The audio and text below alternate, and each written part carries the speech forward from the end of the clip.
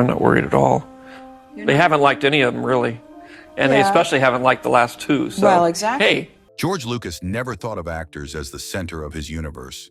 In an industry obsessed with star power and personality cults, he approached casting like an architect selecting materials. It's great to have worked with somebody. I worked with Dave for like 10 years, and I was there making his life miserable for that whole time. The right performer could elevate his mythological visions. The wrong one could collapse entire worlds he spent years building. For 5 decades, Lucas has created stories that transcend individual performances. Yet he understands something crucial about cinematic storytelling. Audiences connect with characters, not special effects. His greatest successes came when he found actors who could disappear into larger narratives while still bringing essential humanity to fantastic situations. Lucas values performers who understand their role in collaborative art. He doesn't need scene stealers or ego-driven stars. He needs actors who can make audiences believe in impossible worlds, who can deliver exposition about intergalactic politics with the same conviction they'd bring to kitchen table drama. His casting philosophy reveals a deeper truth about blockbuster filmmaking. Spectacle without emotional anchor becomes empty noise. The actors who earned Lucas's deepest respect shared one quality above all others. They served the story rather than themselves, understanding that in his universe, individual brilliance mattered less than collective magic. These 6 performers helped Lucas prove that popular entertainment could achieve mythic resonance when the right actors brought sincerity, intelligence, and professional craftsmanship to material others might have dismissed as mere fantasy. 6. Frank Oz. George Lucas discovered in Frank Oz something most directors never encounter: an actor who could create life from nothing but voice, movement, and absolute commitment to character truth. When Lucas needed to bring Yoda to life, he faced a challenge that seemed impossible. Was a rogue Jedi, and there were remnants of that sort of found its way into the final Star Wars. How do you make audiences believe in a 2-foot puppet dispensing ancient wisdom? The answer came through Oz's extraordinary ability to inhabit characters that existed only through performance craft. Oz approached Yoda not as a technical exercise, but as a complete being with centuries of experience, wisdom, and gentle humor. His voice work went far beyond simple characterization. He created speech patterns that felt both alien and familiar, philosophical yet playful, establishing a personality so vivid that audiences forgot they were watching a puppet entirely. What impressed Lucas most was Oz's collaborative spirit. Working with puppeteers, sound designers, and visual effects teams, he never let ego interfere with the collective goal of creating believable magic. His performance adapted seamlessly to technical constraints while maintaining character integrity. The result transcended traditional acting categories. Oz created one of cinema's most beloved characters without ever appearing on screen, proving that great performance comes from understanding character psychology rather than physical presence. For Lucas, Oz represented the ultimate synthesis of technical craft and artistic vision.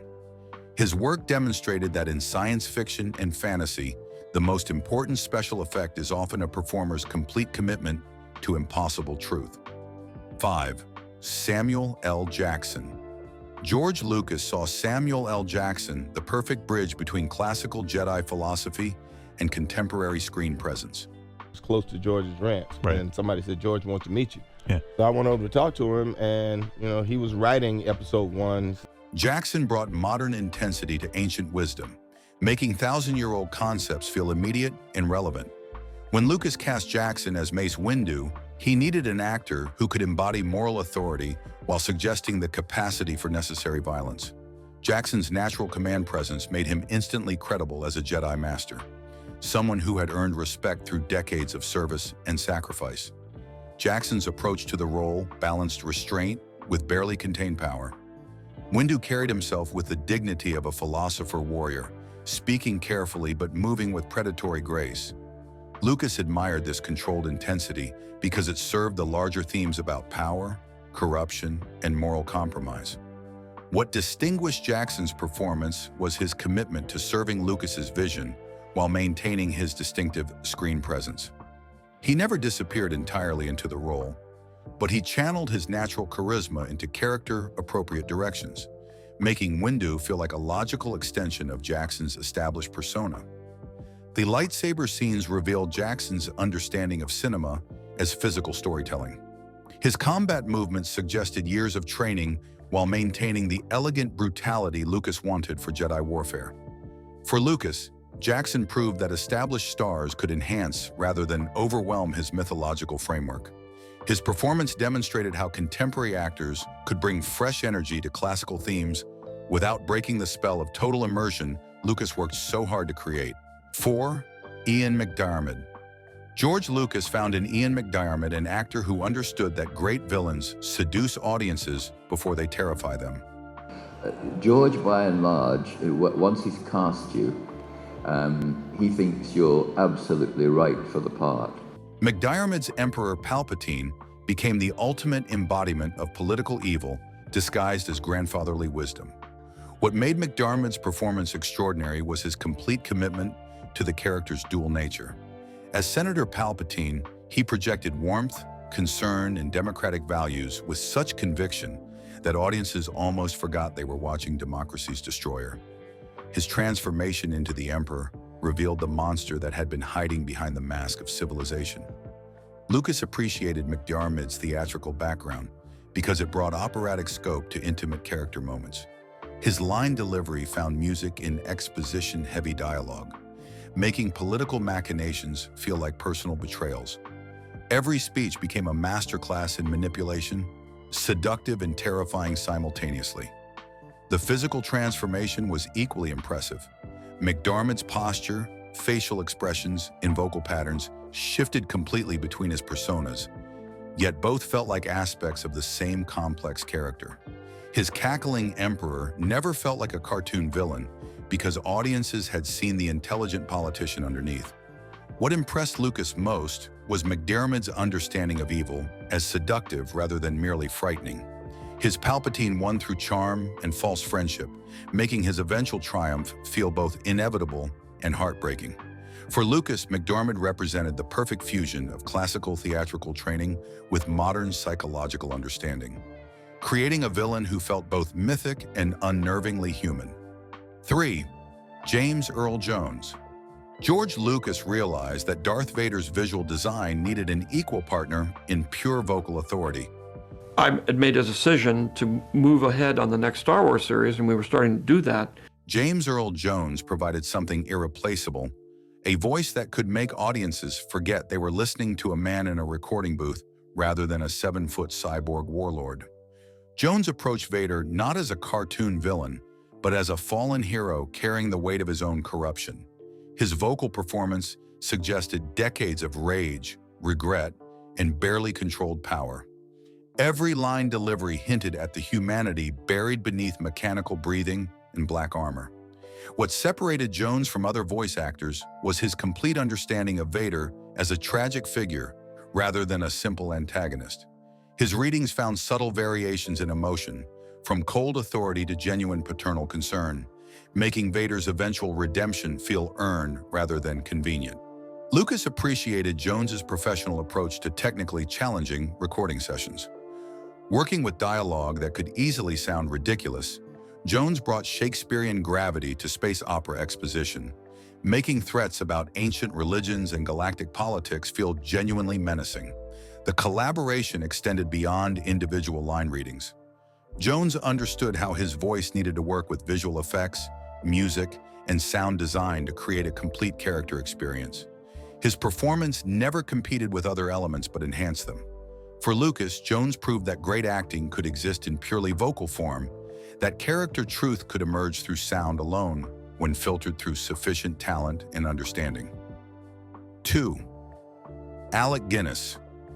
George Lucas found in Alec Guinness exactly what his ambitious space opera needed, an actor of such stature and professionalism that his presence alone elevated everything around him from science fiction curiosity to epic storytelling. George Lucas phoned me and said, he's like Alan Guinness, he's very diffident. And Guinness approached Obi-Wan Kenobi with the same seriousness he brought to Shakespeare or contemporary drama, treating Lucas's dialogue about ancient religions and galactic conflicts as worthy of his full attention and craft. This commitment transformed potentially silly material into something approaching mythic resonance. What impressed Lucas most was Guinness's complete lack of condescension toward the genre. While other established actors might have winked at the camera or played scenes for camp value, Guinness found genuine emotion and philosophical weight in every scene. His delivery made audiences believe that the Force was real and that Jedi Knights deserved respect. The mentorship scenes revealed Guinness's understanding of classical dramatic structure.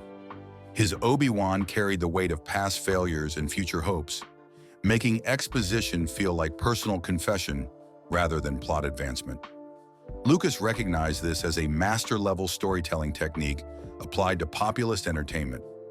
Guinness's death scene became a template for how great actors can serve story over ego. His sacrifice felt both surprising and inevitable, demonstrating how established performers could enhance rather than overshadow emerging narratives. For Lucas, Guinness represented validation that serious actors could find worthy material in genre filmmaking, opening doors for future collaborations between classical training and contemporary storytelling. 1. Harrison Ford. George Lucas discovered in Harrison Ford the perfect embodiment of the reluctant hero who shaped modern adventure cinema. I love George. I love Stephen. More grateful than you could imagine for all of the opportunities. Got to grow up. Ford brought natural charisma to characters who didn't want to be heroes, making their eventual heroism feel earned rather than inevitable. What made Ford indispensable to Lucas was his ability to ground fantastical situations in recognizable human reactions. Whether piloting spaceships or escaping ancient temples, Ford's characters responded to impossible circumstances with a believable mixture of fear, determination, and dry humor that audiences could identify with completely. Ford's approach to dialogue transformed Lucas's sometimes clunky exposition into character-revealing moments. His natural delivery made technical gobbledygook sound like casual conversation, while finding humor in situations that could have felt purely mechanical. This skill became essential as Lucas's stories grew more complex and mythology-dependent. The physical commitment impressed Lucas equally. Ford threw himself into action sequences with conviction that made audiences forget they were watching stunts. His characters felt genuinely endangered because Ford never let safety concerns show through his performance. What elevated Ford beyond mere star presence was his collaborative relationship with Lucas across multiple decades. From Han Solo to Indiana Jones, Ford understood how to serve Lucas's vision while maintaining his distinctive screen personality, creating characters that felt both archetypal and individually compelling. For Lucas, Ford represented the ideal leading man for adventure cinema, someone who could make extraordinary circumstances feel human-scaled while never losing the larger-than-life presence that makes movies magical rather than merely realistic. George Lucas built his empire on the understanding that great stories require great storytellers. These 6 actors proved that even the most fantastic adventures need human hearts to make audiences care. They served his vision while bringing their own essential humanity to impossible worlds. Subscribe for more insights into cinema's greatest collaborative achievements.